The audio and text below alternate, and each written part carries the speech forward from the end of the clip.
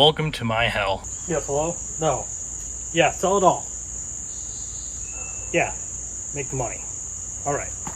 Welcome back to Dean Machines. Today we're getting back into our Volvo 240 Turbo.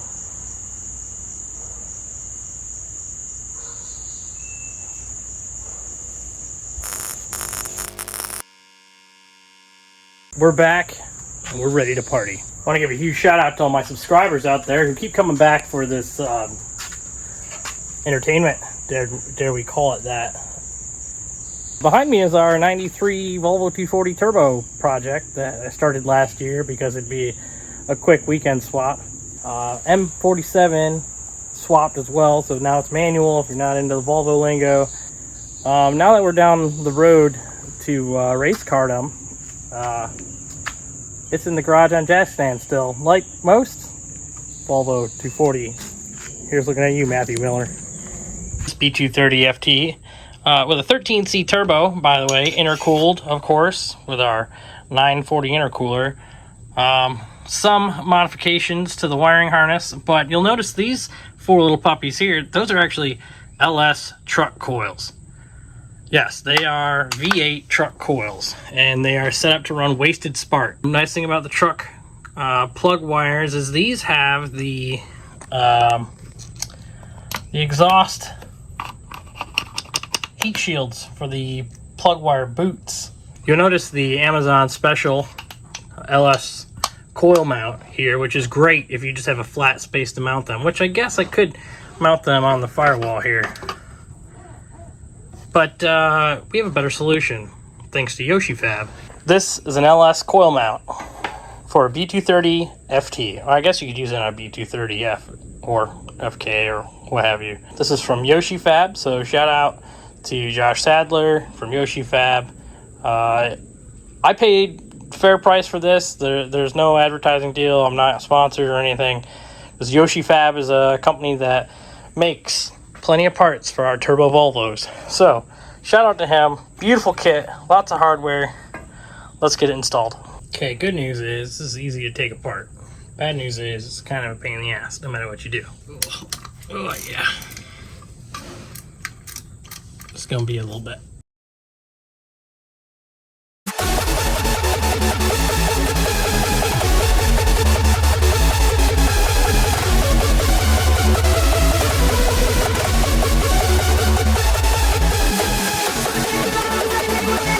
Oh yeah, while we're here, it's worth noting the S60R green top injectors. Yeah, not so bad.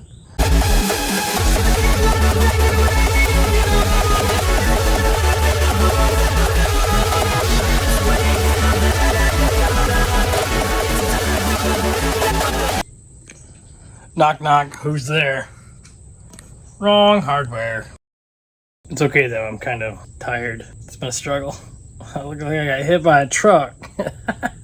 Anyway, I gotta go find some hardware. I let Josh know at Yoshi Fab they had a run of these mounts that were drilled and tapped wrong. The hardware that got sent that goes into these holes that are drilled and tapped, they're all quarter 20. But the holes were drilled incorrectly at M6 1.0. So it's running either way though. Has a good sound to it. Plenty of piston slap. You never really know how great a company is until they mess something up. And you can judge their character by how they react to the mistake. Even though it wasn't his mistake directly, it was his deal and it went wrong, and he corrected it by offering to send the hardware. Luckily, where I work, I have access to all the hardware, so yeah, I told him don't worry about it. But I just want to be perfectly clear that there was an issue and he was quick to fix it. So, and I ordered this mount back in December or January. I'm finally getting around to trying to put this mount in this car, and he was quick about, helping me today, this week, quickly. So, kudos to Yoshi Fab. Go hit him up. Tell him Dean sent you. So the issue Oh God, spiderwebs! Oh my God. So the issue we keep running into over in here on this side of the hole is where the trans mount is supposed to go to. But for whatever reason,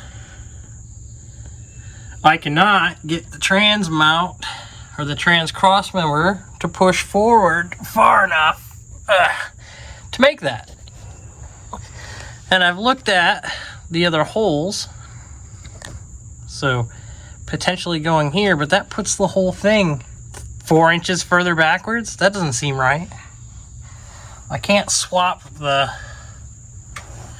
mount around because I don't have this hole on this side here. So what is a guy to do? Under the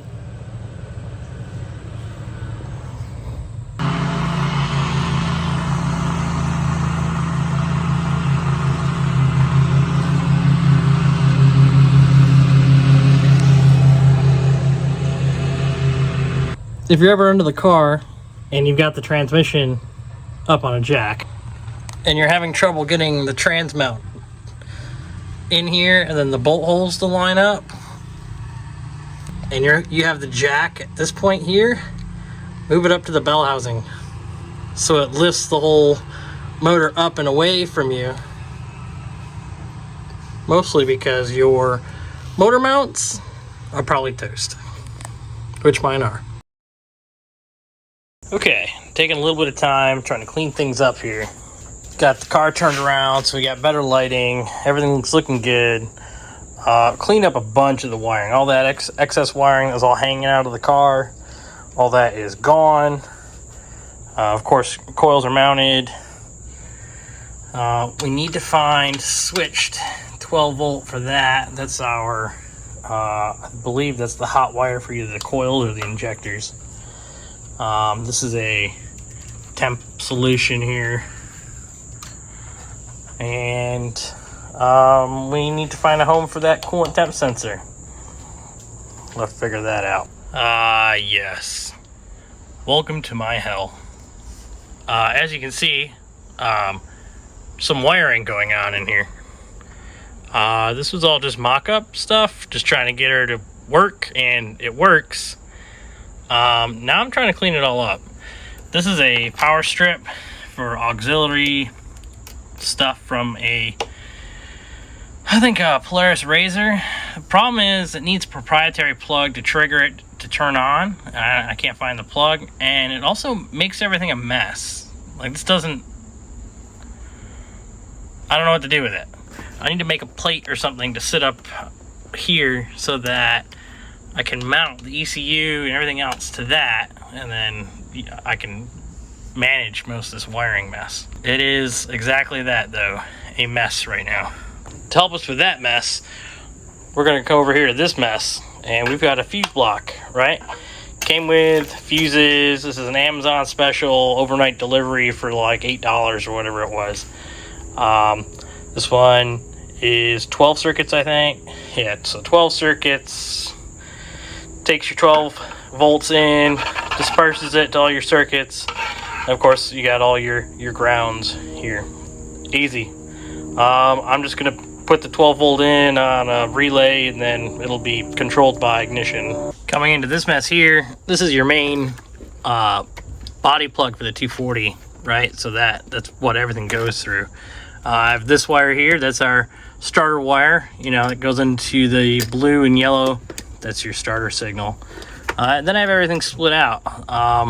Everything that's twisted together there doesn't really mean anything, or they have a purpose. I just don't know what they do, and for right now I don't care.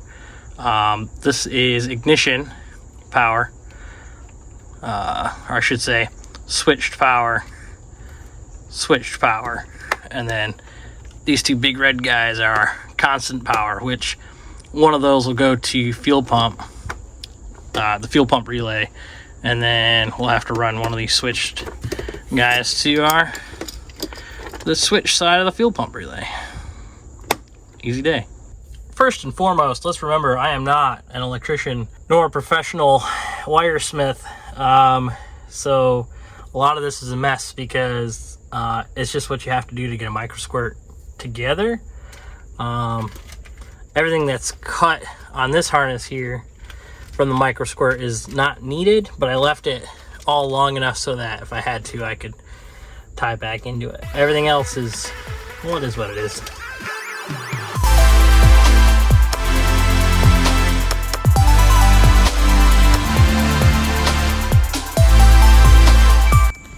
Okay, here's the testing of the old 240 ding, right?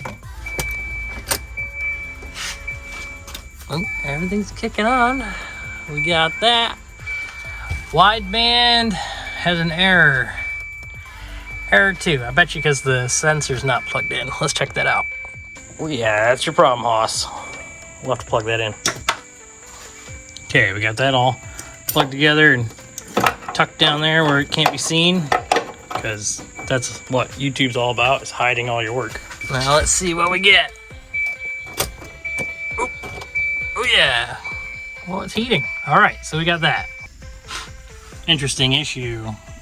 Somebody wired it to the wrong source. So when we go to start, we lose our 12 volts. And the car no worky. So pro tip, do not wire your ECU power or your relay power to the main fuse. This is your main ignition wire. This is your constant 12 volt while starting. So easy fix, just swap these two. We're good to go. This is a mess. Okay, now turn the key on. 12 volts. 12 volts, anybody? 12 volts. I guess that's what I get for trying to do something nicer, I guess. So now we're losing power to the fuse box. The one I just wired in. So I've done the dirty thing. I went and I found another 12 volt source off the original fuse box, and that'll power that turning on with the key, staying on when you crank. And that's the main thing to remember right now. We need the fuse, we need all the power to the ECU to stay on when the motor cranks. If you'll remember, this car had issues running on the stock ECU, and it has always given us issues trying to run on the stock ECU. And then even on the micro squirt, we're having issues getting it to run. I wonder if those issues were from the lack of power to the ECU. Maybe. I traced the power through the harness. I found the relay, the starter relay. It also isn't passing power through it to the ECU. So I don't know. Guess it's time for a rewire of the whole damn car. Okay, jumper wire installed in the mess, right? Key in, on, no working. Okay, 2 hours later, finally. Haven't really taken care of much of the mess at all, but now the new fuse box is in place. We can crank it.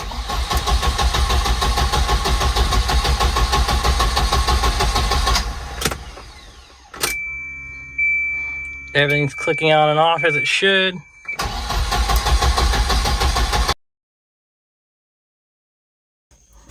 Need to verify that we got 12 volts power to the injectors or to the coils.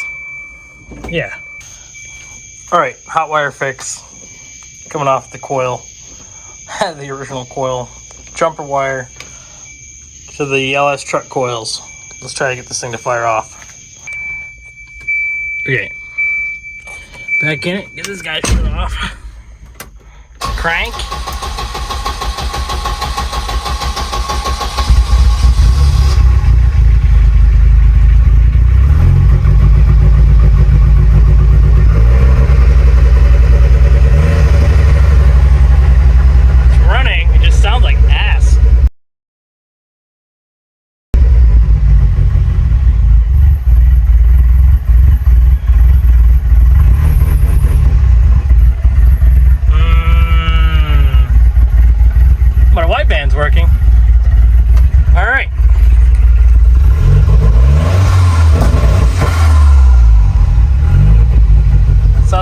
some computer work to do. That's going to be it for this guy. Thanks for checking out the channel. Like, subscribe, doing all the things. I've got some learning to do on the computer, so I can't really walk anybody through what to do on the ECU. So, sorry. How about you go out in your garage and fix something? Huh? Have a good night.